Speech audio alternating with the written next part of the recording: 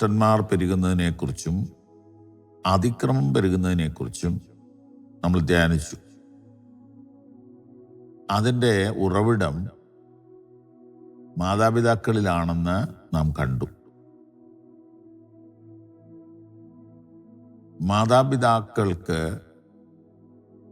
ആശ്വാസമായി തീരുന്ന മക്കളെക്കുറിച്ചാണ് ഇന്ന് നമ്മൾ വായിക്കാൻ പോകുന്നത്. സദൃശവാക്യങ്ങൾ 29:17. നിന്റെ മകനെ ശിക്ഷിക്കുക, അവൻ നിനക്ക് ആശ്വാസമായി തീരും. അവൻ നിന്റെ മനസ്സിന് പ്രമോദം വരുത്തും. മക്കളെ കയറൂരി വിട്ടാൽ അവർ ഈ സമൂഹത്തിൽ ദുഷ്ടന്മാരായിത്തീരും. അപ്പോൾ സമൂഹം അതിക്രമം നിറയും, ഒരു മനുഷ്യ സമൂഹം നശിക്കും. എന്നാൽ നേരെ തിരിച്ച് മക്കളെ അച്ചടക്കത്തിൽ വളർത്തിയാൽ ഒരു നല്ല സമൂഹം ഇവിടെ ഉണ്ടാകും. അങ്ങനെ ഉണ്ടായാൽ അതിൻ്റെ പ്രഥമ ഫലം പേരൻസിന് തന്നെ കിട്ടും. നിന്റെ മകനെ ശിക്ഷിച്ചു വളർത്തുക, അവൻ നിനക്ക് ആശ്വാസവും പ്രമോദവുമായി. ആശ്വാസം എന്ന് പറഞ്ഞാൽ ഒരു കംഫർട്ട്.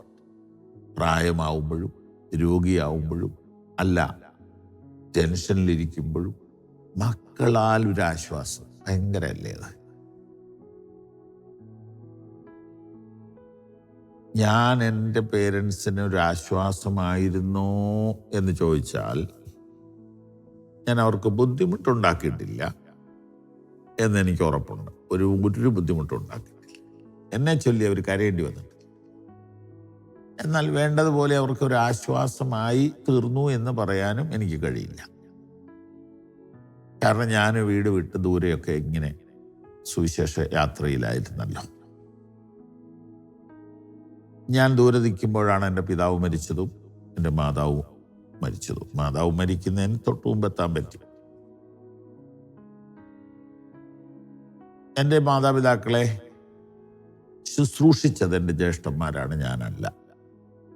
എങ്കിലും ഞാൻ അവർക്കൊരാശ്വാസമായിരുന്നു. എന്നെപ്പറ്റി അവർക്ക് സമാധാനവും ഒരു സംതൃപ്തിയും ഒരാശ്വാസവും ഉണ്ടായിരുന്നു.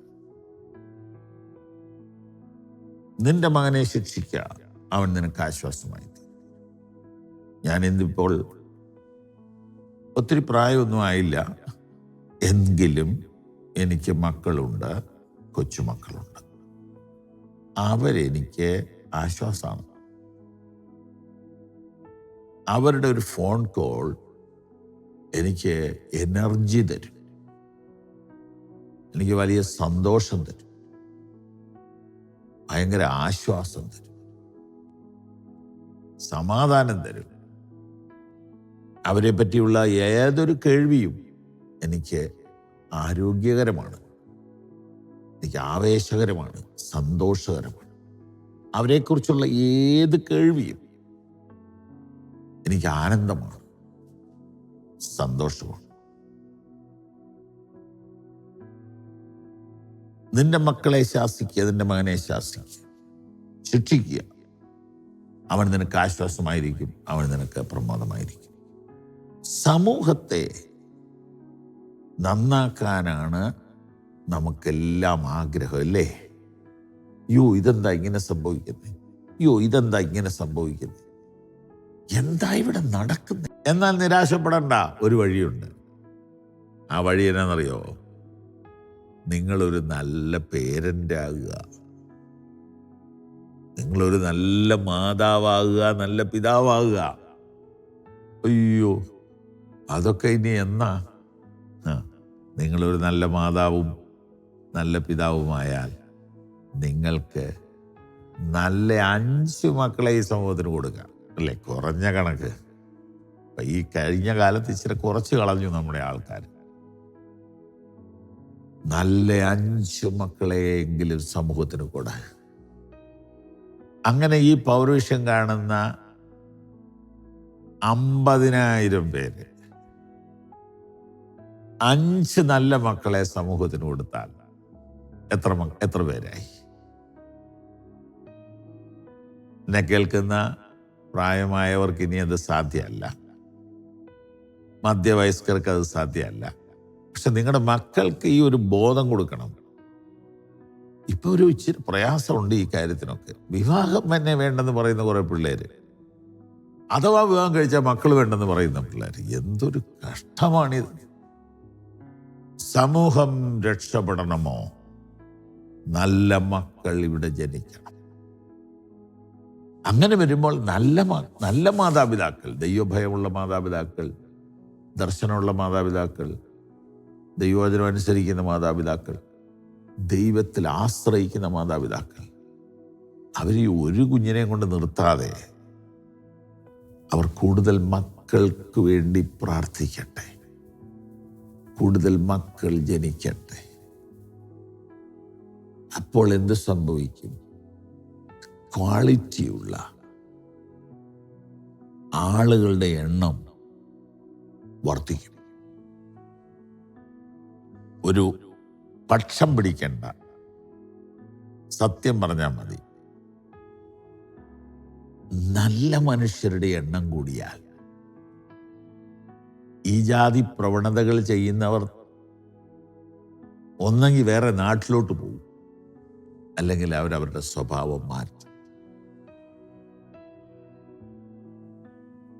ഇതാണ് ഈ വചനധ്യാനത്തിലൂടെ നമുക്ക്